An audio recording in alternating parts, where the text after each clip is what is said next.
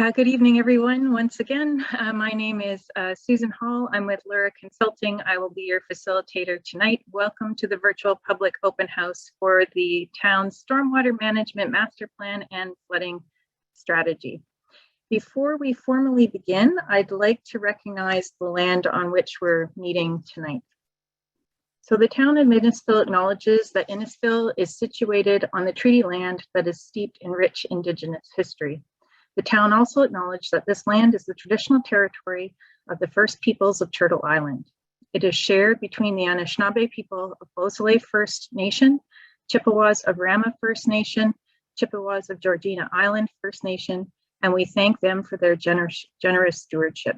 This meeting place is still the home of many Indigenous people, and as settlers, we are grateful to have the opportunity to work on this land. The town acknowledges that the forced sacrifices that are the foundation of Canadian society today. We are dedicated to honoring Indigenous history and culture and committed to moving forward in the spirit of reconciliation and respect all First Nation, Métis, and Inuit people. So at this time, I'd like to introduce Amber Leal, who's the project manager for this initiative. And Amber, welcome you to say a few words of welcome. Good evening, everybody. Can you hear me? Perfect. So as Susan mentioned, I'm Amber Leal. I'm a capital project manager at the town of Innisfil. Excuse me a second. We just wanted to take this opportunity to welcome everybody to our first public open house for the Stormwater Management Master Plan and Flooding Strategy. We've spent quite a few months ensuring our background information gathering is wholesome so that we're able to get the most out of this update. We're excited to present to this group how far we've come, and we encourage you to write down any questions that you might have so that we're able to answer them at the conclusion of the presentation. I'd like to take the opportunity to recognize members of our council that are in attendance. Our Mayor, Lynn Dolan, Deputy Mayor Daniel Davidson, councillors Bill Van Berkel, Donna Orsatti, Rob Nickel, Alex Waters and Ken Fowler, as well as various members of staff, including our CAO, Oliver Gershow, and our Director of Growth, Leo Deloyd. So again, feel free to jot down any notes or questions that you might have, and I'll pass it over to Susan. Great, thanks, Amber. If we can go to the next slide. So just wanted to do a quick review of our plan for this evening. We've done the welcome and agenda review and introductions. Next, we'll have a presentation from the team of Allison and Chris at Aquifer Beach, and they'll give a bit of an overview about the project.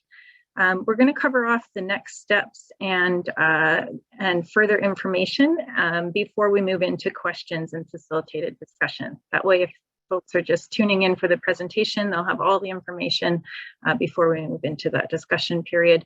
We have until 8 o'clock if needed.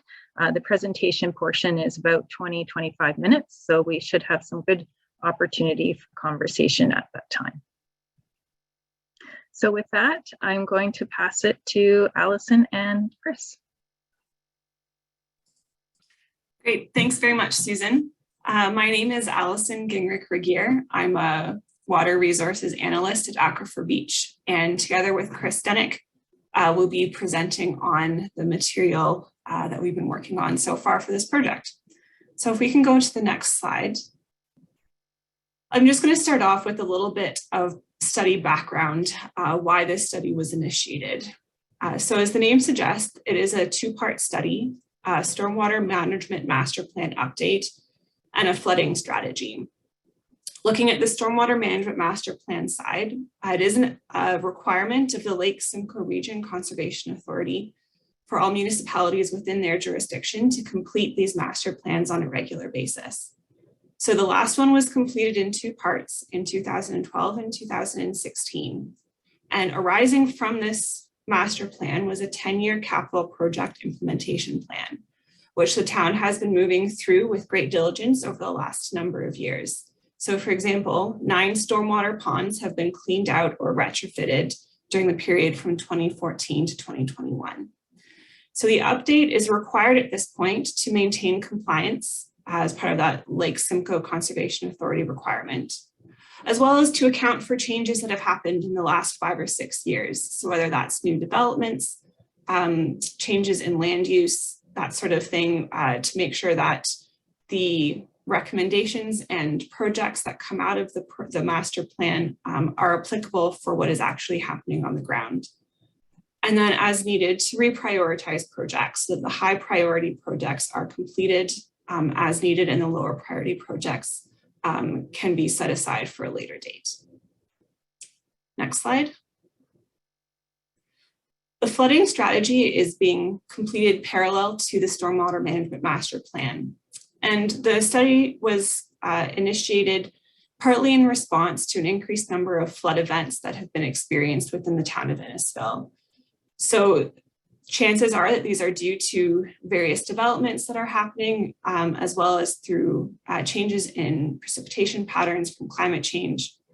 And the challenge is that many creeks and channels are in close proximity to private property or are in confined areas. So when larger volumes of water are being conveyed through these creeks and channels, there may not be adequate capacity.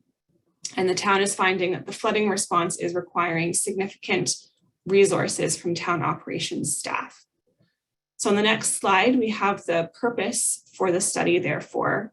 So for the Stormwater Management Master Plan, the purpose is to develop a long-term plan for the effective management of stormwater runoff while improving and maintaining the town's water resources. And for the flooding strategy, the purpose is to identify and effectively prioritize areas of concern and to create a plan for cost-effective, environmentally sustainable, and innovative solutions to flooding. Next slide. To provide a little bit of context, this is a map of the study area, so the town of Innisfil, and the different colors on here are showing the subwatersheds within the town. So these areas indicate where the water ultimately flows. So all of the area in orange on the east side of the town flows directly into Lake Simcoe. The pinkish and yellow areas are part of Lovers Creek and Hewitt's Creek, and both of those flow north through the city of Barrie and into Lake Simcoe at that point. Whereas the purple and green areas flow west into the Nottawasaga, ultimately into the Nottawasaga River. Next slide. A little bit more context on land use within the town. It is primarily agricultural, so that's approximately 66% is agricultural, with nearly a quarter as key natural heritage features and key hydrologic features. So these include wetlands, streams, creeks, protected woodlands, valley lands, significant habitat, different things like that. Those are all generally protected from development. And so that's a pretty substantial portion of the town falls within those two categories. And then the rest of the town is various stages of development from residential and employment, commercial, parks and open space, community space, future urban and mixed use.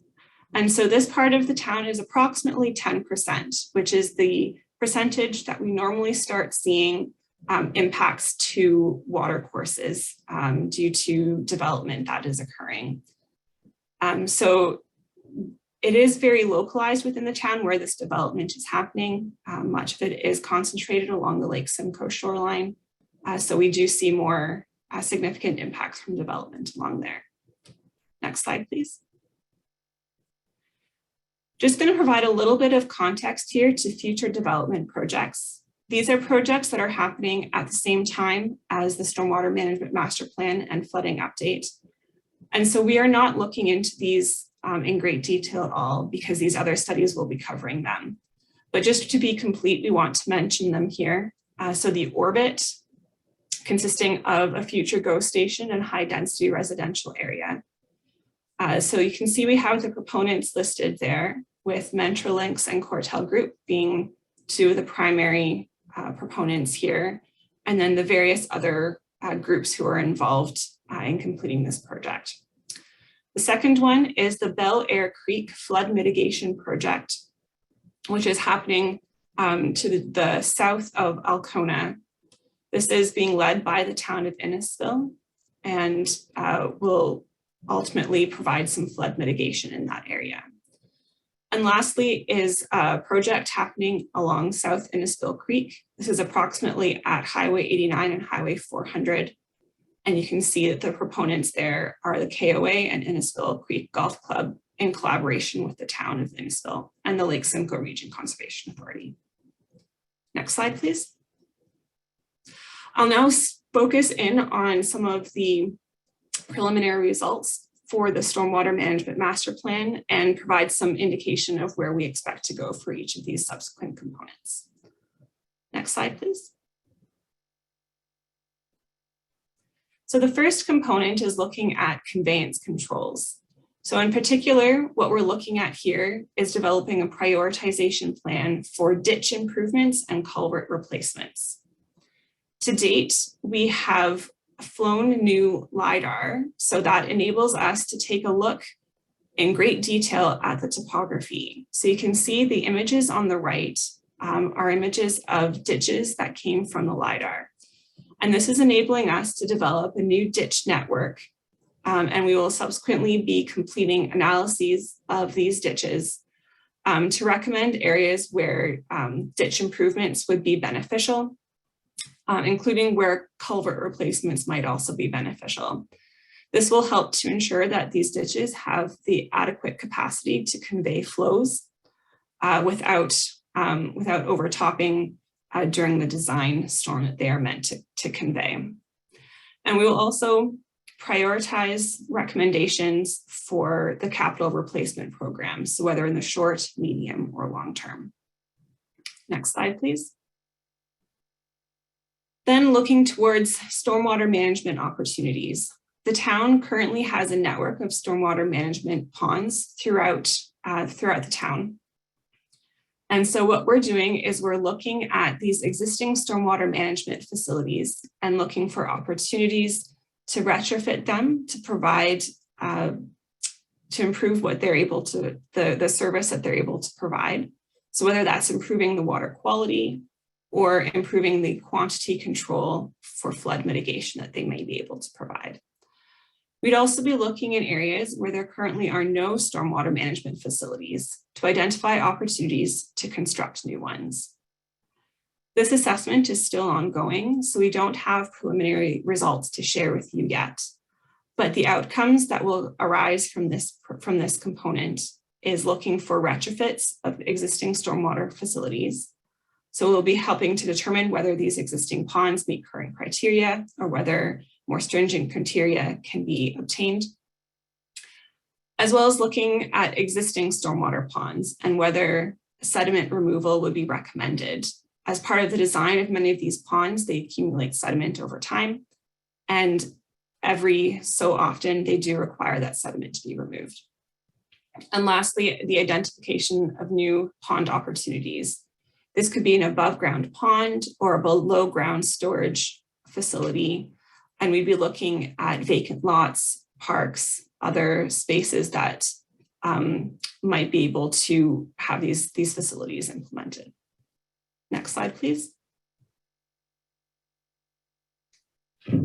Looking at municipal drains is another component of the study, and we are partnering with a sub-consultant to do this work. So this is including an evaluation of the existing municipal drains. To date, we have developed draft mapping of municipal drains and catchments. So that's what this figure is showing here. The dark blue lines indicate the municipal drains throughout the town, and the colored areas are the catchments which drain to the municipal drains. So as you can see, a large portion of the town is within catchments of municipal drains. So the proposed outcomes for the municipal drain component of the study consist of a planning component looking at different opportunities from a planning perspective, such as outlets for stormwater ponds or new developments. We'll also be evaluating the workflow to ensure that the town's drain assessment schedules are kept up to date, and identify if there are any candidate municipal drain projects which can be recommended for future implementation. And this could be identified through the computer modeling will be completed or based on complaint reports. And finally, this would be a novel application, but there's the potential for recommending wetland reintroduction projects under the Drainage Act. This would be subject to landowner buy-in and supplementary funding sources, but it is a novel opportunity to investigate. Next slide. So once all of the various technical assessments are done, we will be completing a Stormwater Management Master Plan report. So this will summarize the preferred stormwater management strategy for the town to implement over the next several years.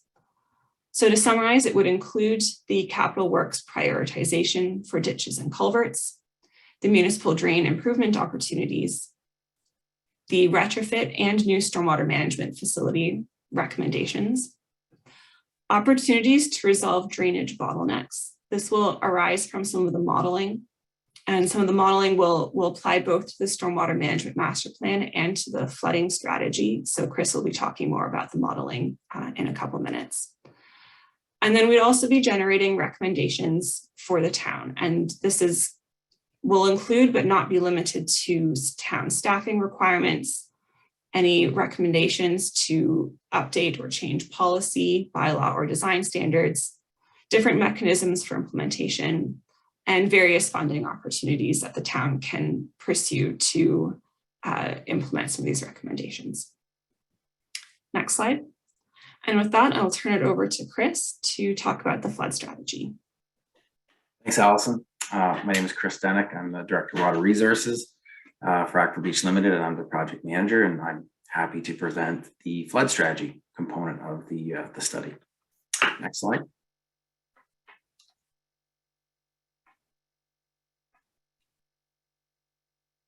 So Neil, can I have the next slide?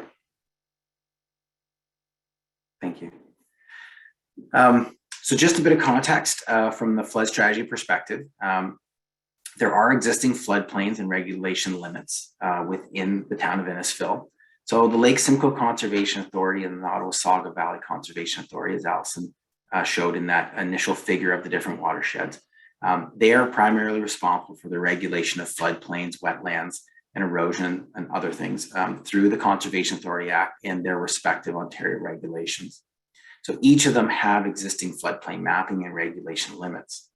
The floodplain are by definition rivers and streams, and the floodplain is delineated by the greater extent of either the historic storms Hurricane Hazel for the Lake Simcoe Region Conservation Authority, or the Timmins storm for the Ottawa-Sauga Valley Conservation Authority, or the 100-year flood. So it is the greater of any one of those events that creates the largest inundation of land that is determined to be the floodplain. So for Lake Simcoe, the area that would be inundated during the 100-year flood, plus an allowance for wave uprush from Lake Simcoe, is described as the floodplain. And I'll show you a picture of depiction of that in the next slide. And just for clarity, the regulation limit contains areas with unique environmental significance, features such as natural hazards for the watersheds, and this is where building and development is regulated by the Conservation Authority. And the regulation limit may include, so the flood-prone areas, i.e. the floodplain, lands that are subject to erosion, or lands that are adjacent to streams, rivers, or wetlands, or other natural heritage features. So the regulation limit is often larger than the floodplain extent, but just so going forward, we understand kind of the terminology. And Sunil, if you won't mind going to the next slide, we'll take a look at what that looks like. So here you can see the regulation limits in red and in orange for the various conservation authorities. So these are the areas of land that should develop and occur or alteration of the land. You must comply with the Conservation Authority policies and their guidelines, and they would require the issuance of a permit for those works. You'll see in light blue, you'll see the existing regulatory floodplain. In most areas, it is inside the regulation limit, but you'll notice that a majority of the water courses that are shown in the dark blue have an existing flood line delineated by the Conservation Authority. So what we will be doing is augmenting that, but there is quite a lot of existing information within the town for both floodplain and regulation limits. Next slide, please. So for some context, what the flooding strategy predominantly we'll be looking at is, as I mentioned, the Lake Simcoe Region Conservation Authority and the Nottawasaga Valley Conservation Authority have developed the regulatory floodplains throughout Innisfil. What we're doing is we'll be developing flood risk mapping by updating the computer models using new topographic information that we obtained for this study in 2021 using LiDAR. And so we will be developing flood risk mapping, which is an essential tool for land use planning in flood prone areas and is intended to identify both infrastructure and structures themselves, so buildings, et cetera, that may be affected by flood flows during those extreme events. So we'll be augmenting the existing mapping and creating a slightly different deliverable, but looking more at how do we plan for these floods in terms of a strategy and going forward for the town. Next slide, please. So we do have some existing information that have been gathered through our background review with the town. And they have been collecting both flood reports, individual locations, as well. You'll see in the orange lines, flooding centered around typically urban roadways. So we have been mapping and tracking those, and those are giving us an indication of where some of these problems may be. And we'll be using those to cross-reference with the flood risk mapping that will be generated. So we have those flood risk reports, and again, we'll be using that to validate some of the model results and to help us identify where there are issues. But needless to say, we do recognize that there are some flooding issues, predominantly related to where development occurs, and largely due to the topography, which is very flat in this area, and a lot of those very small water courses weaving through existing residential and development areas. So that's always an issue, and we can see that here. Next slide, please. So our proposed outcomes for our flood strategy will be assessing the capacity of the water courses themselves, the creeks, as well as the crossing structures. We have done a full inventory of all the significant structures on the water courses as part of this work. We'll be generating that flood risk mapping. Areas with high levels of flood risk will be prioritized, and the cause of the flooding will be identified. So whether it's an undersized culvert, whether it's simply a reaction to urban hydrology or spills due to topography, so a spill from one water course to another, will be identified. We will be developing short-term plans to include opportunities to improve that local drainage condition, as well as erosion protection works, remediation works for roadways, with a high modeling frequency of overtopping. So where we have roadways that overtop quite often, there is criteria that helps us evaluate that depending on the use of that road. So lower frequency roads will be allowed to overtop more frequently, whereas arterial roads will have a much more stringent requirement for overtopping. And that will help us prioritize where the town should be essentially upgrading those culverts. And then the long-term plan will be to recommend improvements to channel capacity by enlarging the channel. And this could be achieved through cut or fill operations or regrading efforts within the shallow spill areas, berming, et cetera. So this would be more construction-based projects within the channel itself and within those conveyance features. Next slide, please. I think it's back to you, Susan. Okay, great. Thanks, Chris. I just wanted to give everyone a quick overview of our engagement and communications activities for this project. So we issued the notice of study commencement in August. That was in the newspaper on the town's website, and initiated the Get Involved Innisfil project page and issued that notice to agencies and local First Nations. We have formed a technical advisory group that include representatives from the town, from the conservation authorities, and the neighboring municipalities. So they contribute to the data and review of that data. So we've met with them in the fall and in the winter. We're at March 2022 now for our virtual public open house number 1. And in the second row are the engagement activities that we have still to come. So we will continue to meet with our technical advisory committee throughout 2022. We're looking to have a second virtual public open house to share a bit more information with the community and get some feedback. And at the end of the process, the draft plan will go to council for review and approval. And then the notice of study completion is the final stage of that. We have information on Get Involved Innisfil / flooding, so you can check out the project there. It's got updates on timelines and activities. There's currently a survey available as well if people are interested in doing that. So Amber, I'll pass it to you for next steps. So yes, as mentioned earlier, our next steps are going to be to complete our technical assessments, and those will lead into recommendations for our stormwater and flood management opportunities. And then we're going to have our second virtual public open house. Hopefully we'll get some more feedback. And then we're going to go to the report, finalizing the report, and to council. I just wanted to highlight, Amber, so that's the link to the Get Involved page, and the surveys there open until March 25th if people want to take part in that. And our communications team has said that we're going to definitely continue to market this presentation and publicize it to get feedback until the end of the month. So we'll have to work with our comms team to see how we can engage more people. Great. Thanks, Amber. So I think that was our last slide, Sunil. Just a final one with thank yous and contacts. So we appreciate everybody's time listening to the presentation this evening and learning a little bit more about what's happening with the Stormwater Management Master Plan and Flooding Strategy. Our contact information is here. So if there's things that you have feedback, you're welcome to reach out to any of us listed on the slide, or use the Get Involved Innisfil functions and provide feedback that way.